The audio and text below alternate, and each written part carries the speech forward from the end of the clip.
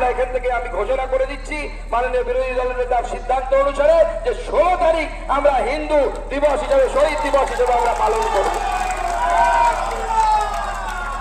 শুধু তাই নয়, আমরা 16 তারিখ থেকে ওই দিনটাতে পালন করবো। 16 তারিখ থেকে 20 তারিখ অব্দি টাইম দেয়া থাকলো, নিজের জেলায় জেলায় ফিরে যাবেন, জেলায় জেলায় প্রতিবাদ মিছিল করবেন, প্রয়োজনে থানা ঘেরাও করবেন, প্রয়োজনে ডিএম অফিস ঘেরাও করবেন, নিজেদের মতো নিজেরা পরিকল্পনা করবেন, কিন্তু জেলায় প্রতিবাদ মিছিল হওয়া চাই।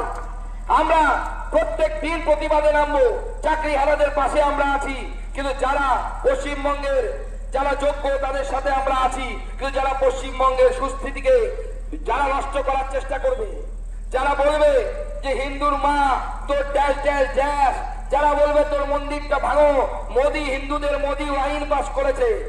মমতা বন্দ্যোপাধ্যায় বলছেন আইন নাকি এখানে লাগু হতে দেবেন না। যদি আইন লাগু হতে না দেন তাহলে দাঙ্গা হচ্ছে কেন? আর যদি দাঙ্গা হচ্ছে তাহলে আইন লাগু হবে না কেন? আমি বলছি কেন্দ্রের করা আইন কোর্টে আগামী দিনে বিচার হবে। কোর্ট যদি রায় দেয় যে এই আইন এখানে লাগু হবে, মমতা ব্যানার্জির ক্ষমতা নেই যে আইন এখানে আটকাতে পারে, সেই আইন এখানে আটকানোর ক্ষমতা নেই।